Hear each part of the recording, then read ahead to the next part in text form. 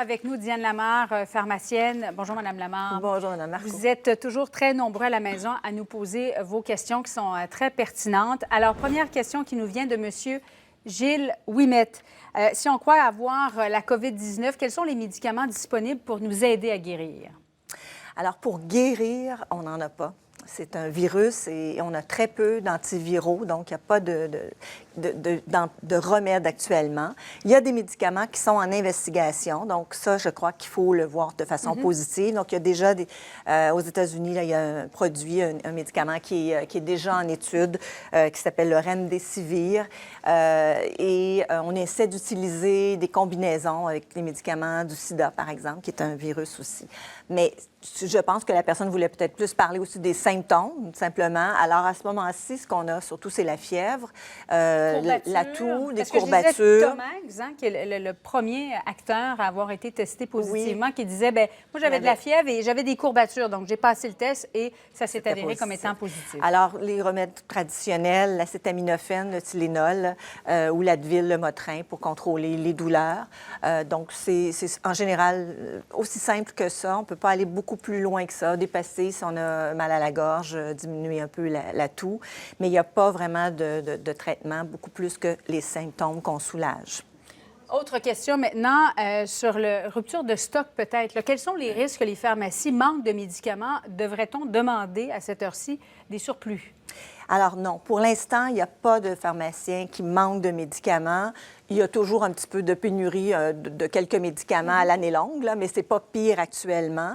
Ce qui est anticipé, ce qui l'était beaucoup, c'était quand la Chine était très touchée. Mais là, déjà, la Chine, parce que la Chine est une grande productrice de matières premières, donc déjà, la Chine On est en train de se sortir de l'épisode du coronavirus. Donc, à ce moment-ci, au contraire, si on essaie de faire des provisions, on risque de créer des pénuries. Alors, les pharmaciens peuvent livrer à domicile. Donc, si jamais les gens sont en isolement volontaire, on peut aller porter les médicaments chez les gens. Donc, il n'y a pas lieu de faire des réserves à ce moment-ci, mais d'être quand même rigoureux dans les demandes normales de médicaments.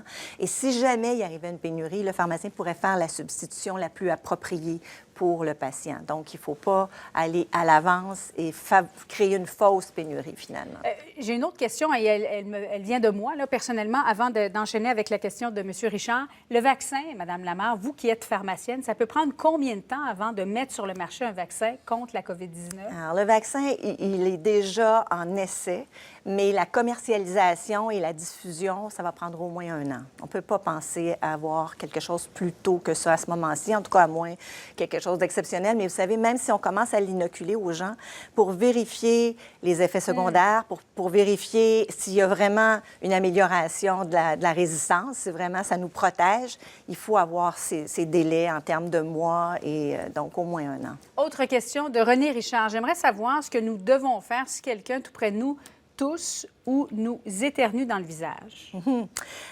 Si quelqu'un tousse ou éternue, déjà, vous devriez lui dire de ne pas le faire. C'est-à-dire de tousser dans son coude. De tousser dans son coude et puis peut-être de faire vérifier justement ses symptômes, d'utiliser un mouchoir, de le jeter tout de suite après. Garder des distances de 2 mètres, toujours. Mais si jamais la personne nous tousse ou nous éternue dans la figure, bien là, la seule chose qu'on peut faire, c'est laver notre figure pour éviter que s'il y a des gouttelettes qui se sont posées près des yeux, on se rappelle que ça rentre par les yeux, le nez ou la bouche, donc de laver la figure rapidement. Et puis, après, d'être attentif pour voir si nous, on ne développe pas des symptômes, parce que, évidemment, c'est une des façons les plus significatives de propager le virus. Et question terminant de Cynthia Abache. Est-ce qu'on ne devrait pas mettre tout le monde en quarantaine pendant 2 semaines, ou en tout cas tout près 15 jours? Pourquoi ne pas seulement garder les services essentiels, comme par exemple les hôpitaux, ouverts? La question est très intéressante parce qu'on le voit dans plusieurs pays où il y a eu une explosion du nombre de cas. On est allé vers ça. Je pense qu'à court terme, en tout cas, on peut prévoir que certainement les écoles, les garderies, les CPE vont probablement être fermées. Mais pour l'instant, ce n'est pas la décision que le gouvernement et la santé publique au Québec ont mis de l'avant. Mais on peut penser que ça risque d'arriver, en tout cas au moins pour les écoles. Moi, je pense que d'ici quelques jours au maximum, il va y avoir... En même temps, si on ferme les écoles, ça veut dire qu'on ferme aussi les garderies.